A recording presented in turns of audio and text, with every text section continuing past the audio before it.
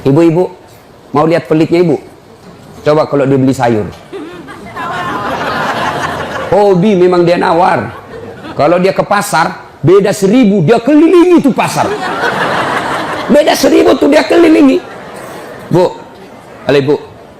Bu, kalau ibu belanja di Trans Studio, Trans Mall, atau Alfamidi, Alfamart, tawar apa tidak? Tidak. Tawar apa tidak? Tidak. Coba kau tawar, dibilang ke orang gila.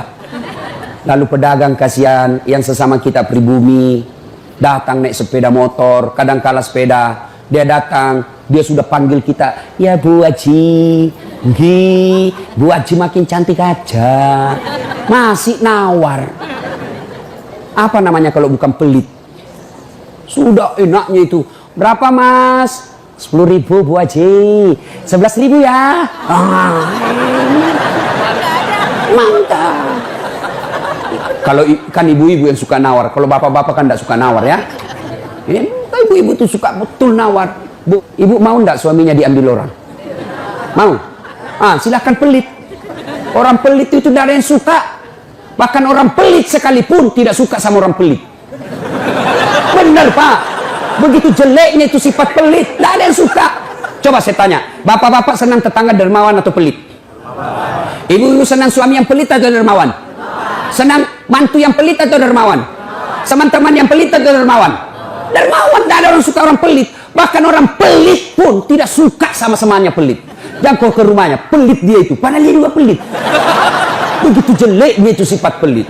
Demi Allah, tidak ada orang bangkrut gara-gara sedekah. Adakah pernah bapak dengar, mas, tuh yang di sudut rumah di komplek, tuh kaya betul dulu Ustaz, cuma karena dia rajin sedekah, bangkrut. Ada? Tidak pernah. Biasa kita ini sangka buruk kepada Allah. Tidak mau bersedekah karena sangka buruk. Nanti saya makan apa? Nanti saya makan apa? Jangan cemas rezeki. Jangankan diambil orang. Tertukar saja tidak. Cicak aja dijamin rezekinya. Tahu cicak? Tahu? Cicak makan apa ibu? Masuk akal enggak? Tidak masuk akal. Gimana caranya? Satu di dinding, satu terbang. Di mana ketemu? Tidak ada terminalnya. Kalau pesawat terbang, kita jalan, ada ketemunya di mana? Di bandara. Ini cicak satu terbang, satu di dinding. Di mana ketemunya? Tapi lagu kita waktu kecil kan, cicak di dinding, diam merayap, datang seekor nyamuk. Nyamuk yang datang.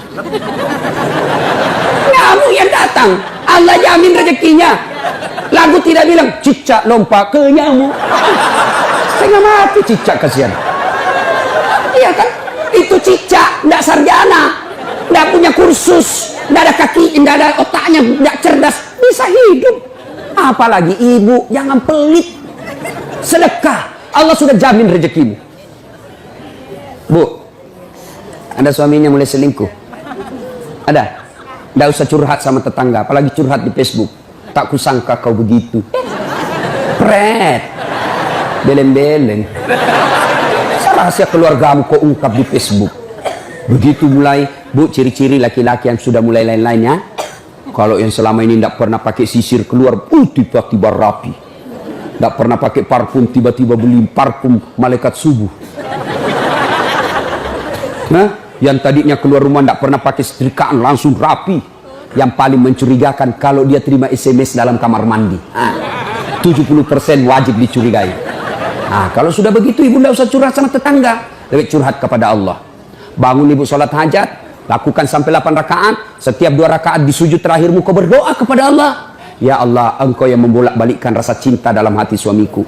Tidak mungkin aku bisa mengendalikan cintanya. Ya Allah, tidak mungkin aku jaga dia 24 jam. Engkau yang maha menjaga ya Allah. Ya Allah, pelihara suamiku dari godaan perempuan lain. Ini ada duit saya 500.000. Saya tolak bala besok ke panti asuhan. Mudah-mudahan 500.000 suamiku terhindar dari wanita jahat. Bismillah. Coba amalkan itu, Bu. Coba amalkan. Yang jadi masalah kalau suaminya juga sudah tahu rumusnya. Dia bangun juga sholat tahajud. Dia bangun pula sholat tahajud. Istrinya sebelah, kamar sebelah, suaminya kamar sebelah. Ya Allah, capek sudah saya lihat istri saya, ya Allah. Ngamuk aja kerjanya, marah-marah aja, berat badannya juga makin tambah, ya Allah. Tak tahu dilihat dari mana dia seksi. Ya Allah, ini ada duit saya 500.000. Tolak bala ya Allah. Mudah-mudahan istriku ikhlas saya kawin lagi. Bingung malaikat yang mana? Jangan pelit. Demi Allah, tidak ada orang bangkrut gara-gara sedekah. Saya kasih contoh. Tanggal 4 kemarin, sehari sebelum lebaran. Ya, tanggal 3 malam. Ada anak-anak usia 19 tahun. Bapaknya Flores, mamanya Toraja, Kristen. Karena sering dengar ceramah saya di YouTube, akhirnya dia memutuskan diri masuk Islam. Desember kemarin. 19 tahun. Tanggal 3 malam, dia DM ke saya di Instagram. Ustaz, saya ini dicerita cara mualafnya. Kemudian besok sudah mau lebaran, saya belum punya baju baru Ustaz. Saya lihat Ustaz ini bagus-bagus bajunya. Di mana belinya Ustaz? Saya bilang sebenarnya baju saya tidak dibeli, bikin sendiri. Tapi yang lebih sebenarnya lagi, bukan baju yang bagus, saya yang gagal. Ya, sudahlah. Saya butuh baju lebaran. Saya bilang, kau datanglah ke rumah saya. Saya sediakan, kau pilih bajuku yang kau suka. Dia pakai tongkat, turun dari taksi. Wih, kasihan saya. Kenapa kakimu, Dek? Ternyata diamputasi kakinya. Dia singgah sholat asar, ditabrak mobil. Saya bilang, berat betul hidupnya ini anak. Diusir dari orang tuanya, Pak. Diusir, sekarang tinggal di masjid. Tidak disetujui, hanya dia sendiri masuk Islam. Diusir. Bilang, kenapa kakimu? Saya cerita. Sedih saya, sempat berkaca. Yang sedih, Ustaz. Ini tidak ada artinya ini kaki ketimbang iman saya kepada Allah. Luar biasa, 19 tahun. Saya ambil baju saya yang paling bagus. Kau pilih nih, Dek. Mana kau suka? Bener, diambil yang paling bagus. Sempat juga saya nyesal. Sudah. Karena saya buru-buru ke bandara. Saya mau pergi khutbah. Yuk, ini Dek. Kau ambil 1 juta. Sudah, kembalilah dia. Naik Grab lagi. Sudah. Perjalanan saya ke bandara, masuk WhatsApp. Tik, tik, tik, tik. Ustadz, berapa nomor rekeningnya? Wakil Wali Kota Balikpapan. Dalam hati saya bilang, kenapa lagi Pak Wali? Ada apa? Pada dalam hatiku, segeralah. Kirimlah nomor rekening. Masih di atas mobil, masuk. Tik, tik, tik, tik. Masuk. Berapa transferan masuk? 30 juta. Tadi keluar 1 juta. Tidak cukup sampai situ. Allah balas lebih banyak. Sampai saya di airport, bandara, depan pintu 7 nunggu saya keberangkatan. Tiba-tiba ada ibu-ibu lari. Bawa amplop. Ustaz, tunggu dulu Ustaz. Apa? Ini dalam hatiku. Ada apa lagi? Padahal cepat sudah. Ini ada ternyata ada fans saya, dia lihat saya di bandara, dia mau kasih, cepat buru-buru mau masuk bandara, dikasih saya melalui itu ibu, nih ada Ustaz titipan dari ini. Oke, saya buka, berapa isinya? 10 juta. Sudah 40 itu kan gantinya. Besoknya tanggal 5 selesai khutbah, biasanya kalau saya khutbah dikasih itu ibu 25 juta sama itu Bu Bupati. Berapa saya dikasih waktu itu? 35 juta. Berapa Allah ganti?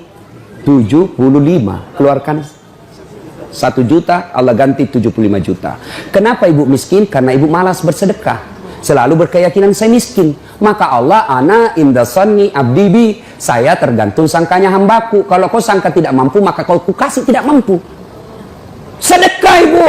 Allah tidak lihat 1 jutanya. Allah tidak lihat 100 ribunya. Yang Allah mau nilai, kamu sedekah enggak 1 hari ini. Jangan pernah lewatkan maghrib tanpa sedekah di hari itu.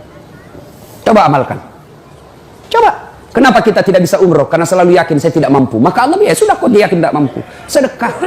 Pulang ini kau sedekah sama tetanggamu. Cari orang miskin. Cari janda-janda tua. Tidak usah janda muda. Banyak yang bisa selamat.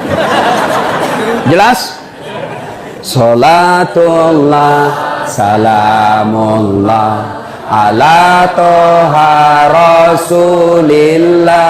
Salatullah, salamullah, ala yasin habibillah. Nah, sudah banyak sebenarnya penyakit hati, tapi waktu yang terbatas.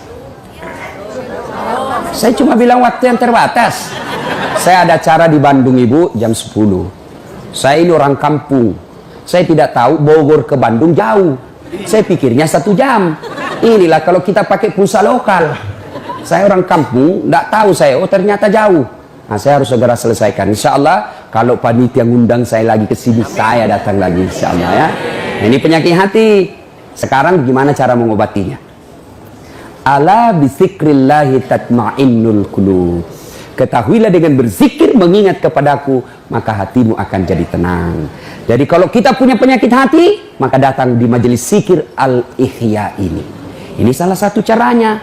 Memang ibu tidak dapat voucher. Memang ibu tidak dapat undian. Tapi apa yang ibu dapat? Ilmu tapi ilmu tidaklah terlalu menolong ketika ilmu itu tidak diamalkan. Amalkan yang Bapak Ibu tahu, maka Allah akan berikan ketenteraman jiwa, ketenangan hati. Kalau hati sudah tenang, itulah kekayaan kita yang paling baik.